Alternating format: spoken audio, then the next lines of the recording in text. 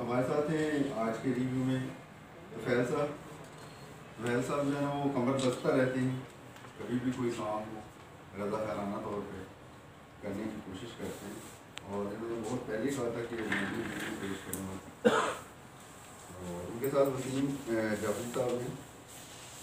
हमने से बहुत से लोग जो है वो किताबें पढ़ते भूल जाते हैं। वसीम साहब का खासा ये कि उन्होंने जो पढ़ा है उसको दिमाग में महफूज रखते हैं और उसका जो है ना बर्जुस्ता इस्तेमाल करते हैं अपनी गुफ्तगू के दौरान। तो आज का रिव्यू फैज़ साहब का है। फैज़ की शायरी प्यार, मोहब्बत और उम्मीद की शायरी। बाकी तो हमारे मुअज़्ज़ज़ साथी जो है ना वो करेंगे पेश अपने रिव्यू में। मैं एक दो शेर और एक छोटी सी बात रात यूँ दिल में तेरी खोई हुई याद आई, जैसे वीराने में चुपके से बहार आ जाए। तेरी खोई हुई याद आई, जैसे वीराने में चुपके से बहार आ जाए। और जैसे सहराओं में होले से चले बातें नसीम, जैसे बीमार को बेगछत करार आ रहा। एक छोटी सी नज़र उनकी कि वो लोग बहुत खुशकिस्मत थे जो इश्क को काम समझते थे या काम से आशिकी करते थे।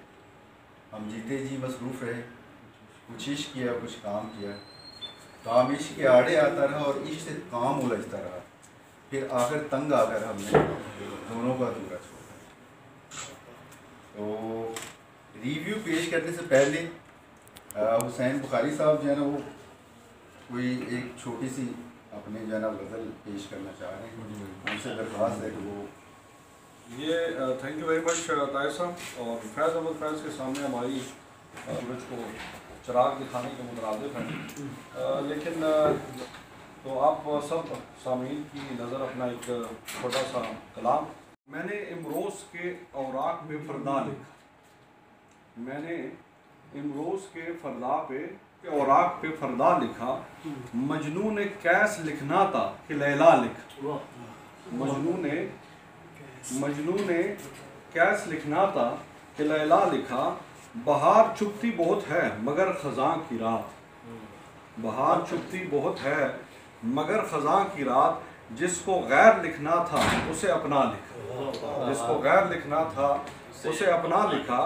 कहते हैं रिश्ते बन तो जाते हैं, रिश्ते बन तो जाते हैं हाँ निभाने को, रिश्ते बन तो जाते हैं हाँ निभाने को। उम्र खिज़र मांगी सबर अयूब सा लिखा, उम्र खिज़र मांगी सबर अयूब सा लिखा। कहते ये जो उदास खड़े हैं क्या गम है इन्हें, ये जो उदास खड़े हैं क्या गम है इन्हें। बोला तो नहीं कोई हाथों से बस खुदा लिखा, बोला तो नहीं कोई हाथों से बस खुदा लिखा। हुसैन जिंदगी को गौर से देखा हो गई ओझल, हुसैन जिंदगी को गौर से देखा हो गई ओझल। फ़कीर ने रेत पे उंगली से बस फना लिखा, फ़कीर ने रेत पे उंगली से बस फना लिखा। एक दूसरा कलाम है, बस उसके बाद आपसे इजाज़त चाहूँगा कि ये वहमो गुमा के रास्ते हैं इन पे चलना गवारा कर लो, ये वहमो गुमा के रास्ते हैं इन पे चलना गवारा कर लो। जहाँ सांस लेना हो मुश्किल वहीं पे कोई चारा कर लो, जहाँ पे सांस लेना हो मुश्किल वहीं पे कोई चारा कर लो। तोहमत परस्त हम किस्मत के मारे खुदा पे अपना यकीन नहीं है, तोहमत परस्त हम किस्मत के मारे खुदा पे अपना यकीन नहीं है। सजदे हमारे फ़कत दिखावा बुत परस्त हैं इशारा कर लो, सजदे हमारे फ़कत दिखावा बुत परस्त हैं इशारा कर लो। माजी से जुड़ी हुई हैं यादें हाल अबतर फ़रदा अंधेरा, माजी से जुड़ी हुई हैं यादें हाल अबतर फ़रदा अंधेरा। इस ख्याल से दामन बचाओ रोशनी का अब तुम नज़ारा कर लो, इस ख्याल से दामन बचाओ रोशनी का अब तुम नज़ारा कर लो। साहिल पे पहुँचने वालों को देखो तूफ़ान कहाँ था भूल गए, साहिल पे पहुँचने वालों को देखो तूफ़ान कहाँ था सब भूल गए हैं। समंदर की लहरें पुकारती हैं ऐसे लोगों से किनारा कर लो, समुंदर की लहरें पुकारती हैं, ऐसे लोगों से किनारा कर लो। हुसैन इस जहाने ब्याबरू से नहीं बनेगी। हुसैन इस जहाने ब्याबरू से नहीं बनी। माने इल्म अदब, मेहरबान फ़िक्र फ़न, आज की इस अदबी नशिस्त में मैं आप सबको दिल की अता गहराइयों से खुशामदीद कहता हूँ। आज की इस अदबी नशिस्त में हम जनाब फैज़ अहमद फैज़ की शख्सियत, उनकी शायरी, उनके कारहाय नुमाया और उनके ख़यालात तसव्वुरात का अहाता करने की कोशिश करेंगे। आज का ये जो नशिस्त होगी, जो आज की, इसकी तरतीब हमने कुछ यूँ बनाई है कि इसको 4 हिस्सों में तकसीम किया गया है। इब्तिदा में फैज़ अहमद फैज़ की शख्सियत का एक जायज़ा पेश किया जाएगा। उसके बाद इस किताब का, जो कि दस्ते सबा के नाम से है, ये फैज़ की किताबों में दूसरे नंबर पे आती है, इसका हम एक रिव्यू लेंगे। इसके दरमियान जो है वो इंतसाब जो है मोहतरमा फ़रा यूसुफ साहिबा पेश करेंगी, और इसमें एक इनकलाबी शायरी है ईरानी तलबा के नाम, वो मोहतरम वसीम हैदर जाफरी साहब पेश करेंगे। हमारी ख्वाहिश है और अदना सी काविश भी है कि आज सामीन, हाजरीन आज की इस नशिस्त से बहरामंद होंगे। आपकी इजाज़त से फैज़ की शख्सियत का एक जायज़ा पेश करता हूँ। फैज़ साहब 13 फरवरी 1911 को सियालकोट में पैदा हुए। आपके वालिद खान बहादुर सुल्तान मोहम्मद खान, जो कि एक बैरिस्टर थे और साबिक मीर मुंशी वाली अफगानिस्तान भी रहे हैं। फैज़ साहब ने 2 तरह की तालीम हासिल की हैं, जिसमें एक उनकी जो तालीम थी वो खालिस्तन जो दीनी तालीम है, उसके हवाले से जो उनके इब्तदाई असातिज़ा कराम थे, उसमें जो मस्जिद की तालीम थी मौलवी मोहम्मद इब्राहिम मीर सियालकोटी साहब से हासिल की थी उन्होंने। उसके बाद इन्होंने स्कॉच मिशन हाई स्कूल में दाखिला लिया। इंटरमीडिएट मरे कॉलेज सियालकोट से किया। जो मुमताज़ असातिज़ा कराम शम्सुल उलमा सैयद मीर हसन साहब से अरबी की तालीम हासिल की। प्रोफेसर यूसुफ सलीम चिश्ती उनके उर्दू के उस्ताद थे।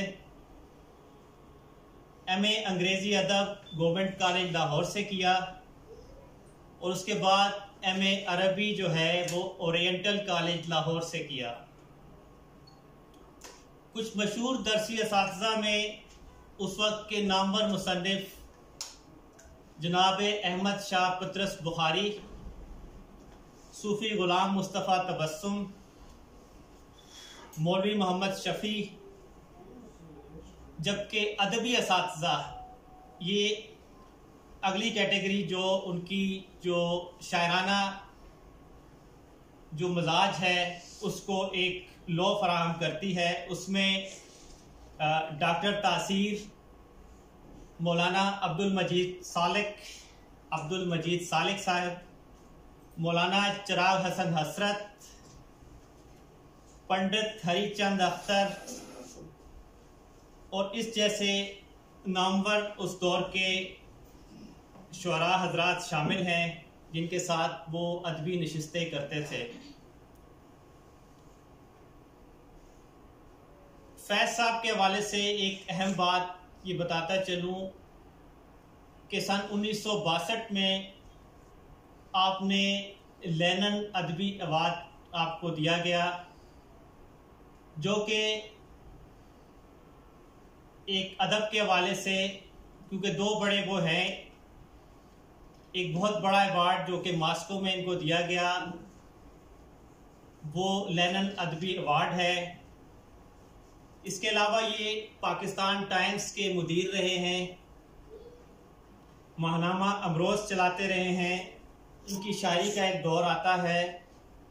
और ये सब कुछ इनकी शायरी का जायज़ा लेने से पहले आज की जो किताब है जो कि दस्ते सबा के नाम से है, तो इसमें जिस तरह कहते हैं कि कलाम शायर बज़बान शायर, चूँकि ये उनकी तख्लीक है तो इसका जो इब्तदाइया है वो फैज़ साहब ने खुद ही वो लिखा है। उनके अल्फाज में हम उसका एक जायज़ा लेते हैं, उससे सुनते हैं।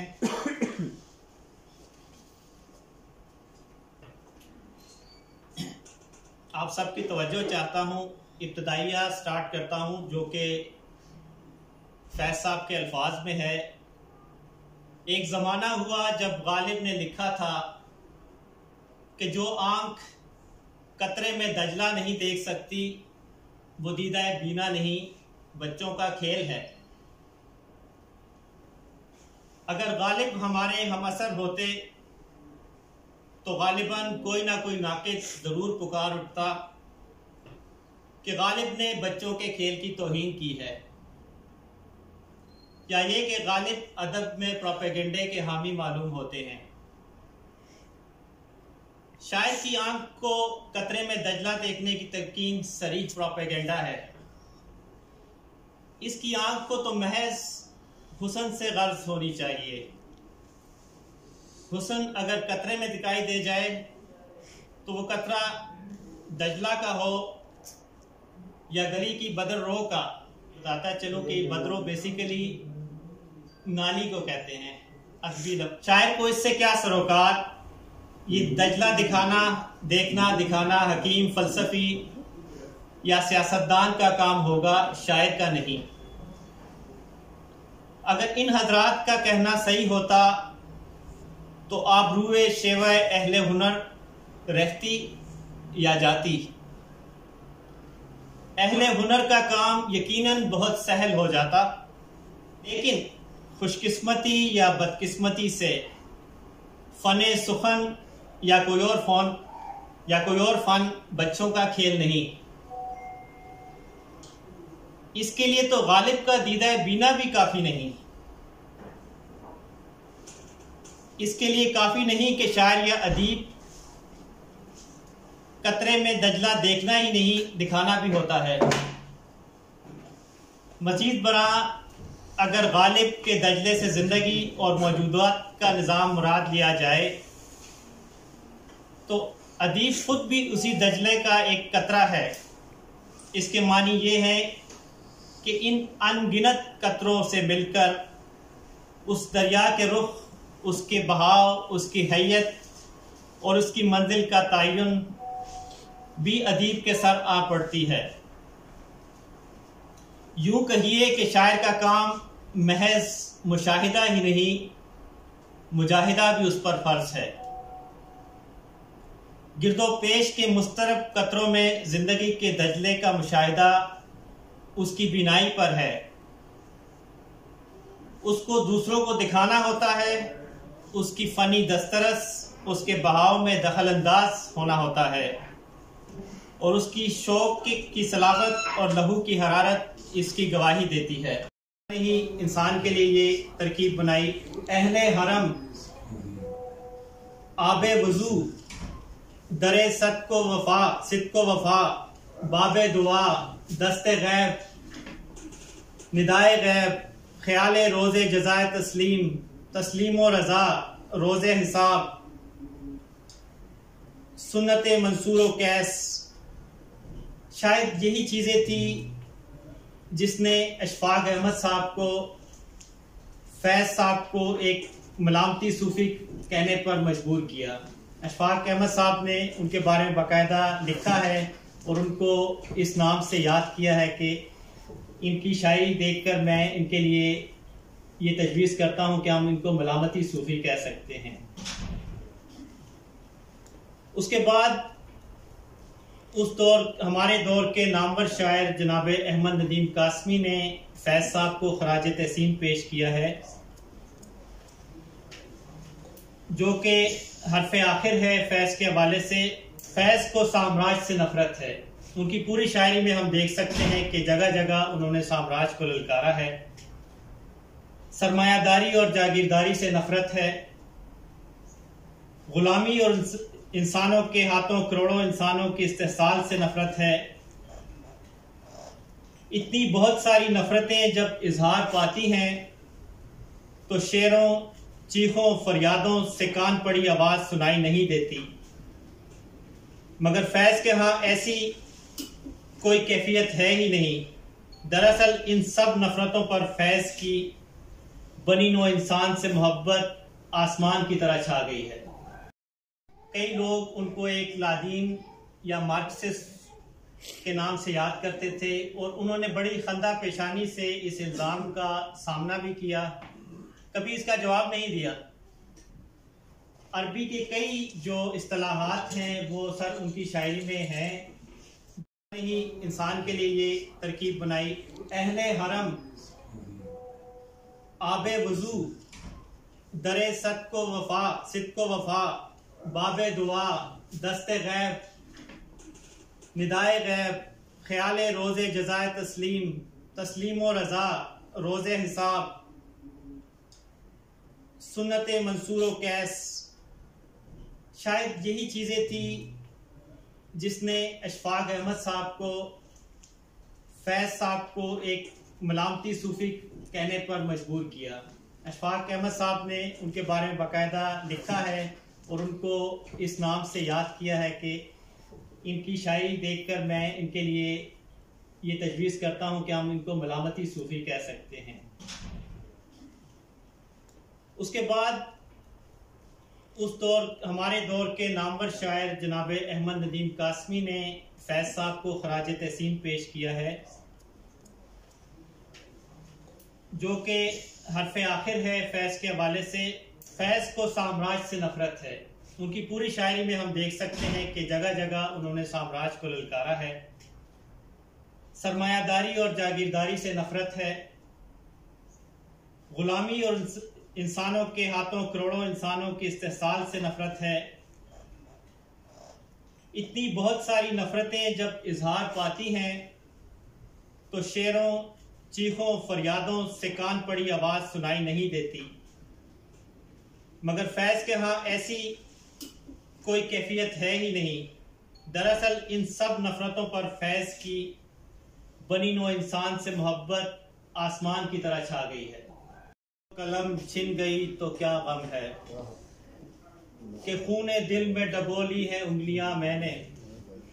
मता है लोह कलम छिन गई तो क्या गम है कि खूने दिल में डबोली है उंगलियां मैंने। वाह वाह। ज़बान पे मोहर लगी है तो क्या के रख दी है हर एक हल्के जंजीर में ज़ुबान मैंने। समाज में जो नाहमवारी था उसका भी जिक्र किया था, लेकिन इस आहंग से नहीं किया था जिस पुख्तगी से फैज़ साहब ने दस्ते सबा में, क्योंकि दस्ते सबा का जो वक्त है जब ये शाया हुआ, ये वो दौर था जो फैज़ साहब की ज़िंदगी में भी एक बहरानी दौर था। और मैं यहाँ पर तमाम हजरात, ख़वातीन व हजरात से ये शेयर करूँगा कि इसकी ज़्यादातर नज़में और गज़लें जो दस्ते सबा की हैं ये फैज़ साहब की दौरे असीरी की हैं। इसमें उनको ज़्यादा तफक्कुर, तदब्बुर और इस्तिग़राक़ का मौका मिला, जिसकी सबब उनकी शायरी में एक मजबूती आई। इससे पहले जो उनका ज़्यादातर था उसमें जो नक्शे फरियादी का मैं जिक्र किया, पहली किताब थी, उसमें ज़्यादातर तख़य्युल रोमानवी था। दस्ते सबा की नज़मों में ज़िंदगी से बेजारी नहीं है, इसमें एक उम्मीद दिलाई गई है। जो वक्त की मुश्किलात हैं उनका जिक्र किया गया है, लेकिन इसमें लोगों को, पिसे हुए तबकात को जीने की एक उमंग भी दी गई है। जैसा कि इससे पहले जिक्र किया कि फैज़ के बकौल शायर का काम सिर्फ ये नहीं है कि चीज़ों का मुशाहिदा कर दे, खुद दूर समंदर के किनारे, दरिया के किनारे बैठा रहे, बल्कि उसका ये है कि उसने मुजाहिदा करना है। जो तेज़ रो लहरें हैं उनका मुकाबला करना है, जिन लोगों को बचा सकता है उनको बचाना है, और उनके लिए अगर बचा नहीं सकता तो कम से कम आवाज़ ज़रूर उठानी है। फैज साहब की जो नज़्म आज़ादी की एक सुबह, ये बेसिकली वो मजमून है कि जो जिन आदर्शों की बुनियाद पर सर ये मुल्क हासिल किया गया था। कुछ लोगों का ख्याल था कि उनके जहन में एक इसका सांचा था कि ये मुल्क कैसा होगा, यहाँ पे समाजी तफरीक नहीं होगी, इंसाफ होगा, इंसाफ का बोलबाला होगा। तो उस हवाले से फैज साहब ने अपनी इस नज़्म में लिखा था, ये दाग दाग उजाला, ये शब गुज़ीदा सहर था इंतज़ार जिसका, ये वो सहर तो नहीं, ये वो सहर तो नहीं कि जिसकी आरजू लेकर चले तैयार के मिल जाएगी कहीं न कहीं। फलक के दश्त पे तारों की आखिरी मंजिल, कहीं तो होगा शबे सुस्त मौज का साहिल, कहीं तो जाके रुकेगा सफीना गमे दिल। वाह वाह। ये दाग दाग उजाला, ये शब गुज़ीदा सहर। लिख बोल और लड़ रहे हैं, उनकी मदद करो। और अगर ये सब भी नहीं कर सकते तो कम से कम उनका हौसला मत गिराओ, क्योंकि वो हमारी खातिर लड़ रहे हैं, लिख रहे हैं, बोल रहे हैं। फैज साहब ने ये तीनों काम किए। हर दौर में जबर इस्तबदाद की कुव्वतों के खिलाफ नबर्द आज़मा रहे, और जो जो तहरीकें ना सिर्फ मुल्क में बल्कि गिरदो पेश में, दूसरे ममालिक में जो तहरीक रही हैं, उनका उन्होंने हमेशा से साथ दिया है।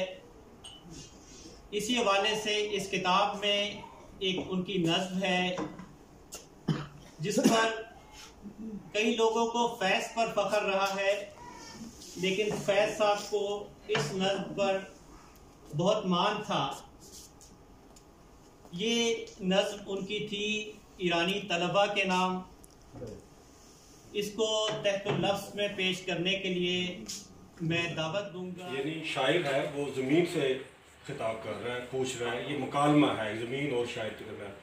ये कौन सखी हैं जिनके लहू की अशरफियाँ छन छन छन छन, धरती के पैहम प्यासे कशकोल में ढलती जाती हैं, कशकोल को भरती जाती हैं। ये कौन जवां है अर्ज़ अजम, भरपूर जवानी का कुंदन, यूं खाक में रेजा रेजा है, यूं कूचा कूचा बिखरा है। ए अर्ज़ अजम, ए अर्ज़ अजम, क्यों नोच के हंस हंस फेंक दिए इन आँखों ने अपने नीलम, इन होंठों ने अपने मरजां, इन हाथों की बेकल चांदी किस काम आई, किस हाथ लगी। ये कौन जवां है अर्ज़ अजम। फिर ज़मीन जवाब देती है ऐसे, ऐ पूछने वाले परदेसी, ये तिफलो जवां उस नूर के नौरस मोती हैं, उस आग की कच्ची कलियां हैं जिस मीठे नूर और कड़वी आग से जुल्म की अंधी रात में फूटा सुबह बगावत का गुलशन, और सुबह हुई मन मन तन तन। उन जिस्मों का चांदी सोना, उन चेहरों के नीलम मरजां, जगमग जगमग रक्षा रक्षा। जो देखना चाहे परदेसी पास आए देखे जी भर कर, ये जीस्त की रानी का झूमर, ये अमन की देवी का कंगन। ये कौन जवां है, ये कौन जवां है जिनके लहू की अशरफियाँ छन छन छन। बहुत मजा है। एक मेरा ने एक जगह पर कहावत है, वो लाजवाल है। फैज साहब हैं कई जगहों कि उन्होंने जो शायरी की जमालियाती हिस्से हैं मिटे से, सियासी लीडर के नाम मेरे हमदम से शायरी कायम किया। न कोई सर उठा के एक शोपैन का नाम सुना दे, उसके बाद फैज का ही है।